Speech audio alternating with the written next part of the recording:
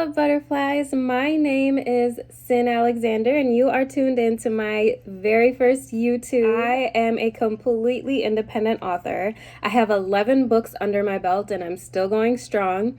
And currently, I am in grad school for my master's degree in creative writing. All right, let's get into it. So, this is my first YouTube video. So, I decided that the first topic would be on introductions or beginnings to stories. I thought it would be kind of fitting. So, I'm just going to be giving you guys some helpful tips on how to grab your reader's attention and how to really start a story. Tip number 1.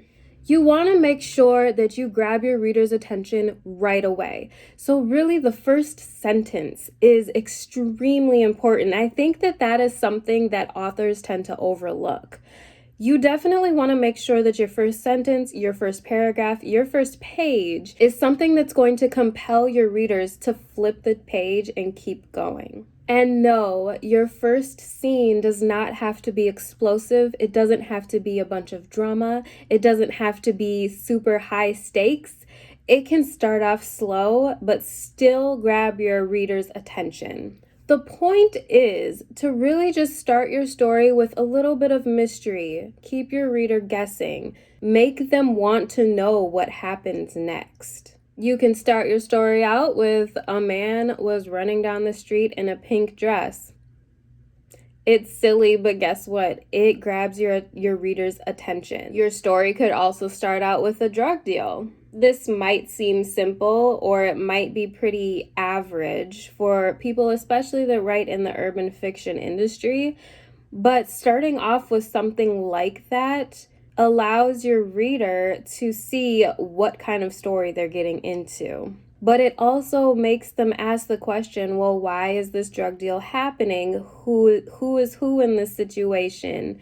It makes them want to know more. You could start your story out with a woman dancing on a pole at a strip club. And you can also start your story out with just a feeling or an emotion. So maybe you start your story out with describing how your character is really depressed, or maybe it's the best day of their lives.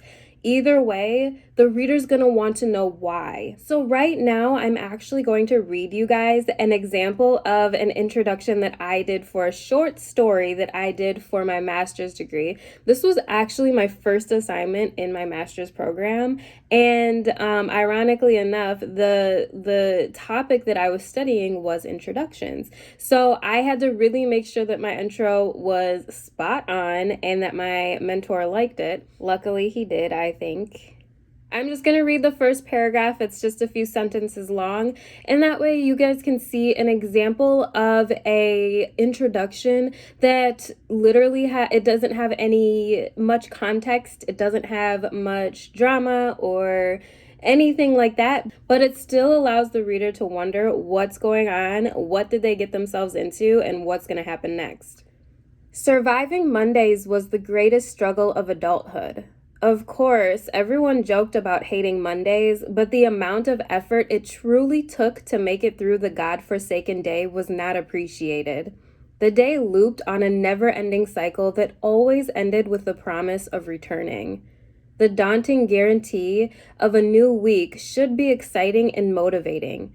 Instead, it normally left Bridget exhausted and unfocused. Again, nothing crazy happened there, no explosions, but it allows the reader to wonder, okay, well, why does this narrator hate Monday so much? And also, why do they leave her unfocused and exhausted? So that's just an example of how you can really pull the reader in without having to do so many extra flares. It doesn't always have to be about dramatics. Sometimes using beautiful language and allowing the reader to become intrigued by your story is enough. Tip number 2, take time to introduce your characters. I cannot say this enough. Sometimes when you drop your character into a situation right away that's full of drama, it kind of can give your readers pause because they don't know your character. They don't know the stakes. They don't know anything really. So it's really important to take those first few chapters really to introduce your character. You really want to make sure that you're building those relationships between your characters, whether they're good or bad. And you also want to make sure that you are building the relationship between the character and the reader.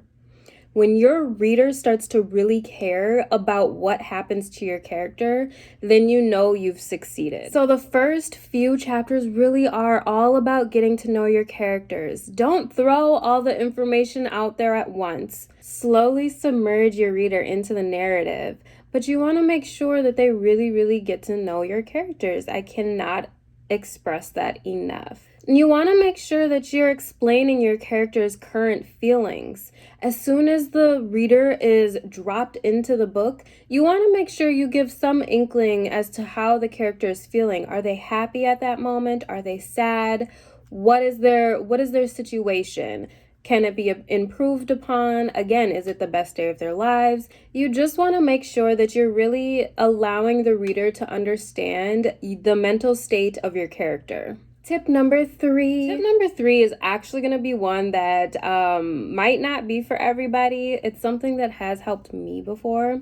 When I was writing one of my latest releases, it was around the same time that I was really learning about how to go about beginnings in books. And so I ended up Googling, actually, something along the lines of fiction writing introduction generator. So I found one, and I will actually drop it in the description so you guys can take a look at it.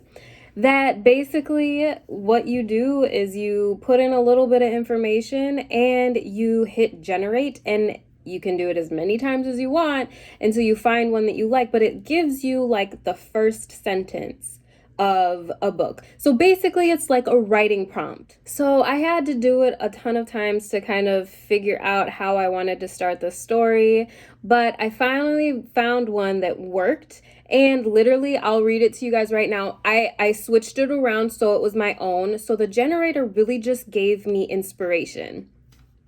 The first sentence of that book is, if Indigo could change one thing at this very moment, it would be that her ain't father would be laid up in the dirty coffin that sat in front of her instead of her mother.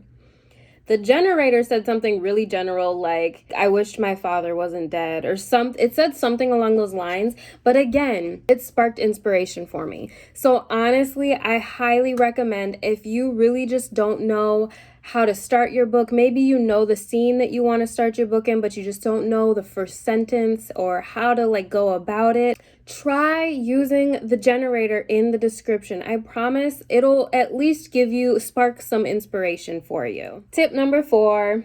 This one is actually really easy. Try not to talk about anything too cliche. So things that might be considered cliche are talking about the weather. Now, while this is a really good way to describe the scene and kind of put your character in the mood, it's really cliche to start a book out with weather description. It just really is. Kind of like how people consider small talk to be talking about the weather. It's something that a lot of people do, and you can do better. Another cliche thing to do, and this one I honestly have been known to do myself, it's something I'm trying to steer clear of going forward, but is to start your book out with dialogue. The reason why I have tried to steer clear of this going forward is because you're basically dropping your reader right into the middle of a conversation and they have no idea what's going on. Of course, it can be easily explained away pretty quickly, but in all honesty, it's something that can be avoided, and it is something that is a little bit cliche. So I would really strongly suggest trying to steer clear of doing that. Again, being a creative means that you can do whatever you want and you'll make it work for you, and it's probably something your readers are going to love. So it's not really something that you'll get a slap on the wrist for, but I'm just here to let you know that there probably is a better way to go about it. Tip number 5. So this one is pretty much self-explanatory, but I felt it was really important to put this in here anyways.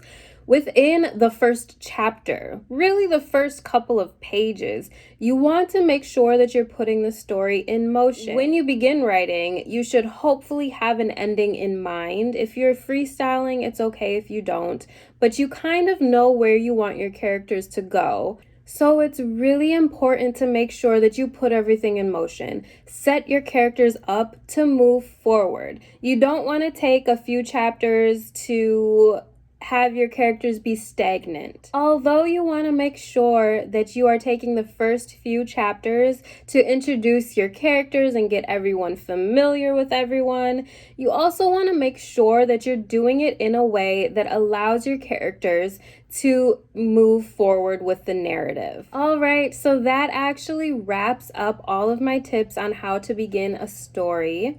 So just to recap, you really just want to make sure that you think on how you want to begin your book. Make sure that it grabs the attention of the reader and make sure that it's unique. You also just want to make sure that you're not throwing too much at your reader all at once. Once you get into the habit of really sitting down and thinking about your introductions, it'll become like second nature. All right, butterflies, thank you so much for tuning in with me. I can't believe I just concluded my first YouTube video. I am super excited to take this journey with you guys, and I can't wait to drop more content. If you like what you saw today, please, please, please like, comment, share, and subscribe. And please send me topics. If you have anything that you want me to go over, I would be glad to. All you have to do is follow me on Facebook and inbox me, follow me on Twitter and inbox me, comment down below. I am so happy to take requests, and I cannot wait to do more for you guys. All right, until next time, guys, make sure you spread your wings and fly.